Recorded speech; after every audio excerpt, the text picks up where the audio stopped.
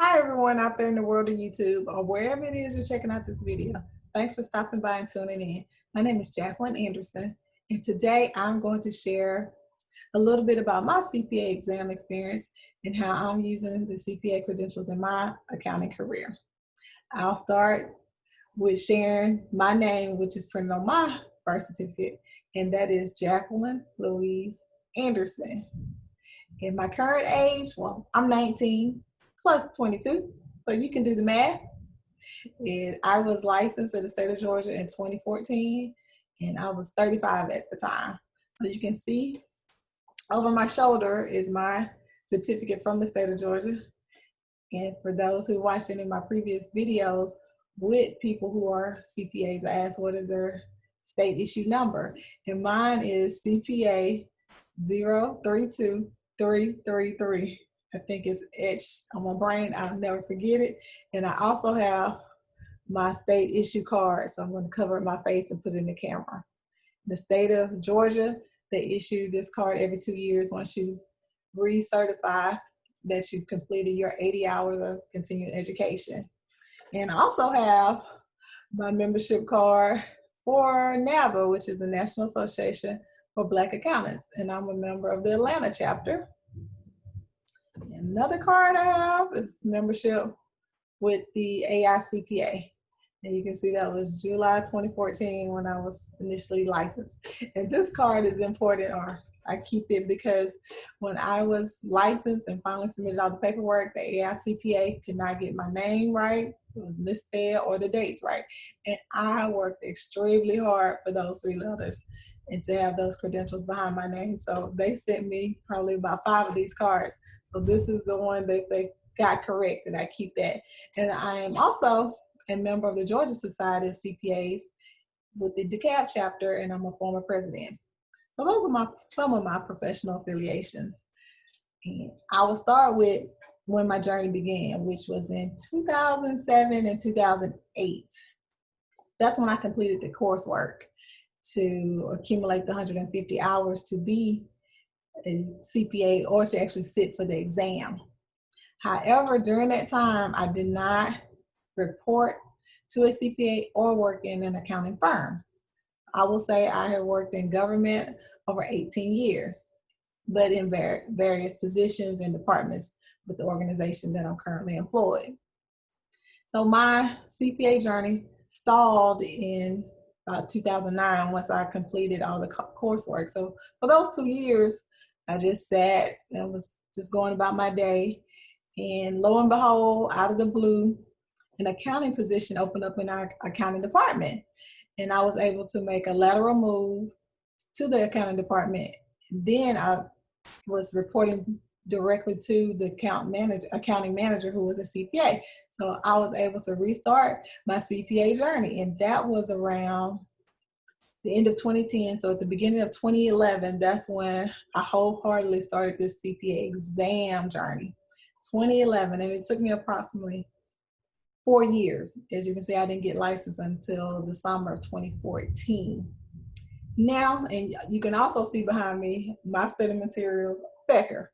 I have about 1, 2, 3, 4, 5, 6, 7 booklets of exam review or prep material for this exam. And this one at the top, the small one, was the intensive final review for BEC. And some of them I have so many because I got caught up in some of the material changing. So I got another book, and it took me so long to pass FAR that I needed a whole nother set of materials. And then I also ordered, I believe it was Wiley, because I knew the FAR exam questions by heart. By the time they came on the screen, I knew the answer because I had done and had seen those multiple choice questions probably close to 1 million times. So that was not doing me any good. But back to the studying and the exam experience. It took me 13 times. I had to go dig and find my notices to sit, and printouts, because I still have this. I know some people gladly and happily burn their materials and never want to think about or talk about their journey, but I keep it because it's just a constant reminder, or it's a reminder that I can go to. Not a constant reminder, but I have it. If ever I am down or feeling dejected or feel like I just can't go any further, need some motivation, I can always look at these books and think back that I could overcome and do anything. But here you can see, like I said, these printouts, and I know I took far, or reminded myself just today to get ready for this video, that I took far 8 times. I thought it was 7. No, it was 8, because overall I took the 4-part exam 13 times. So if I took FAR 8 times, read twice, audit twice, and BEC once, I passed that one. I don't know how, but praises be to God. Thanks be to God on that one. That was the first exam I passed. And they motivated me and gave me some inspiration to keep going, because I had been studying and probably had taken FAR. If I took it overall 8 times, I'd probably taken it at least 4 times by the time I decided to take BEC on a whim and then passed it. So along the way, I kept taking FAR as I started studying for audit and regulation as well. So over the years, as I say, it took me 4 years, but those who are familiar with the CPA exam, once you pass the first one of the 4-part exam, you have 18 months to complete the other 3, or pass the other 3. You can take them multiple times, but you have to pass all 4 parts within an 18-month window. So the clock was ticking once I passed BEC, and I buckled down. The first year, as I said, I started in 2011. I think I took FAR in November, so I wasted a whole year so-called studying. I don't know what I was doing. I was studying because the book was so thick, as you can see behind me. I just was taking my time. I didn't know what to expect. And as you know, this channel is devoted to African Americans or Black people, people who identify with the Black community. There can be a lot of distractions and a lack of motivation or inspiration. So I was on my own trying to figure out how to do this. So I took 11 months to study for 1 part. Little did I know that was dead wrong. That was the absolute worst thing to do. So I failed it. I bombed it. And looking back at these printouts, I made a 43 on the first exam, the first time out. I didn't know what to think. But that's when I started Googling, researching, and trying to find out, how do people prepare for this exam? And I will back up and say how I ended up even going on this journey. I had a friend or neighbor who was transitioning and switching gears in her career, and I was just taking some accounting classes with her. And she was telling me about being a CPA. If you can see, I have some degrees here behind me. My undergrad degree is a BBA, Bachelor of Business Administration in Finance. So I had no interest in being an accountant, because when I first got in college and took my first accounting class, and the instructor, she told me, or told the class, accounting is the opposite of what you know. The debits and credits that you think you know, it's the complete opposite of how it works. That was enough for me. I was like, oh no, I'm done. So I decided to major in finance. Little did I know that I would circle back and end up being a certified public accountant. So that's why I'm saying now, years later, I am a CPA, but early on, I didn't even know what a CPA was, or why I should even choose this as a profession in my career.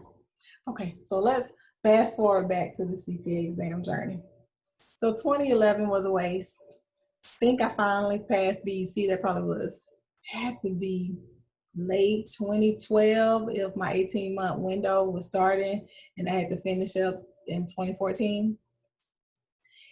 I finally started passing some of the other sections, but I just could not overcome FAR. FAR was by far the hardest. And this overall experience, I will say, ranks up there with the most challenging thing I've ever done, along with giving birth. I thought being in labor for 26 hours was hard, or the worst experience of my life. But yeah, one of the most rewarding and most special moments by giving birth, but it was hard. I labored for 26 hours. I say 3 days because I started on the Wednesday and she was born like around midnight on a Friday. But it was hard. This CPA exam ranks right up there with it. It's pretty close. That may have been physically daunting and challenging. The CPA exam was very challenging mentally because, again, I was a finance major and I thought I was skipping out on having to challenge myself with accounting by going that route. But I'm here to say if I can do it, anybody can do this. And I want to encourage those who know out the gate that they want to be a CPA. Get started early. Network, connect, join the accounting societies, business societies. Reach out to people who are already in the profession. Make connections.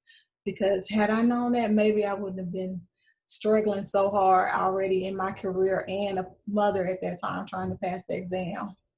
At that time, my daughter was probably in middle school and she was doing her homework and I was over there pulling my hair out trying to study as well. So I had to keep going to show her once you start something, you can't stop.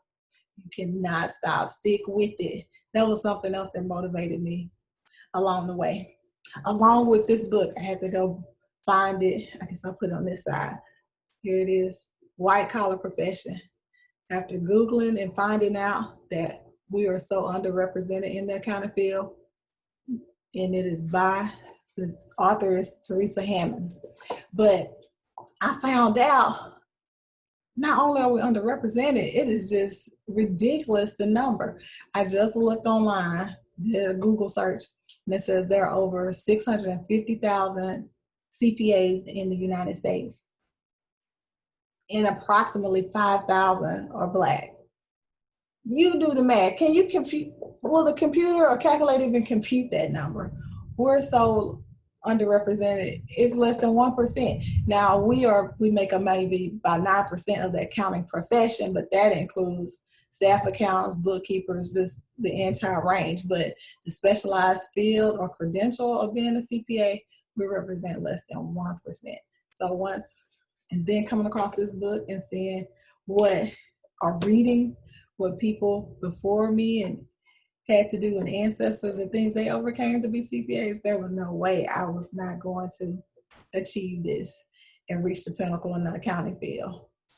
And I encourage anyone else to read this book if you're looking for some encouragement, because there were barriers and there's still barriers. Again, that's why this channel was created, to encourage people who feel like they're in this by themselves, to hopefully find somebody that they identify with their journey or their experience and know, keep going.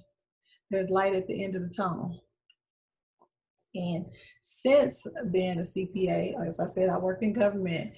I've been consulting, doing side projects and working with nonprofit groups, which I enjoy. But at the same time, I am really committed and devoted to encouraging professionals, accounting professionals who want to be CPAs, to let them know, again, that they can do it, and if I can do anything to help them along the way, I will, because again, it took me 13 tries. So if I can do it, you can do it.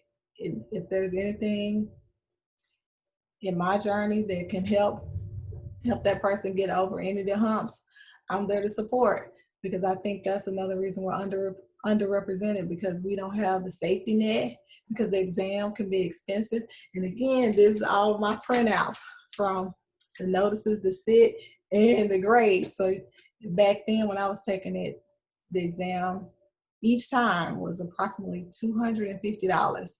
Not sure what it is now, but you do the math, 250 times 13. That's what I paid for this right here. And along with that back there. And I will say my employer reimbursed the exam once I passed them. So that was just 4. So I may have been reimbursed around approximately $1,000 out of the total amount that I spent. But that was on the back end once I finally passed all 4 parts. And there was nothing, hardly anything back to giving birth that equal or was equivalent to the excitement. Yeah, I labored, but then I had a beautiful baby. So I labored, trials and tribulations through this exam journey, and now I have this to show for it. And along with these to say, yeah, I did it. You can do it too. So And I want to be a resource, or I want this channel to be a resource to encourage us, because we can increase that unbelievable low number in the accounting profession of CPAs. If we're less than 1%, but 13% of the US population, something is got to give. We have got to come together and build networks, create safety nets, because again, I know cost is a barrier, and I know some of the circumstances that we encounter in the Black community can be a deterrent, or we just get off track, or we might have the best intentions, but things happen in life. And I want us to build a community where we can be there to help those who may be in need an encouraging word, or maybe financial support. Not quite sure what it is we need to do to close that gap, but I think it needs to happen, and I'm here to help to ensure that it happens at some point in my lifetime. So if you are a certified public accountant and would like to share your journey, please reach out, contact me so I can interview you and document what your exam experience was and how you're using the credentials in your career, because accounting, runs the gamut. It is so vast, and you need an accountant in every other profession. And I would say, in what I've read and learned, that the CPA is your most trusted confidant. And I'm sure I read this on some blog, which is another cool reason to be a CPA. You're more trusted than a spouse, doctor, a lawyer, any family or coworker. And meaning that people hold things from spouses, don't tell how much money they have, or they pass away and then the family knows. They come to find out what the family member may have had, and then people go to the doctor every day, or when you go in, they ask you some vital statistics to start with how much you weigh. People lie about that, but yet you get on the scale and the truth comes out, or you don't tell your doctor what you've been eating, but if you're supposed to be losing weight, but now the scale says something different. So people don't feel comfortable sharing their health or medical situation with the doctor. That's interesting. Then lawyers, they say they have to keep the confidentiality or privacy of their clients, so whether they're telling the truth or not. So again, the accountant is the most trusted professional, because that person is going to know where all the bones are buried, where the skeletons are. They know everything about your money, your family history, your medical history, what's going on, your marriage. So again, that's pretty cool to be a part of a profession that has all the dirt, knows all the dirt about someone, and be trusted. People will trust you with their life, their money, their family. So I hope this was interesting and worthwhile. And if I failed to mention something that you would like to know, put it in the comments and I'll record the answer or set up and go through this again. So as I conclude every interview, I want you to remember as well who you are and whose you are, and there's no time like the present.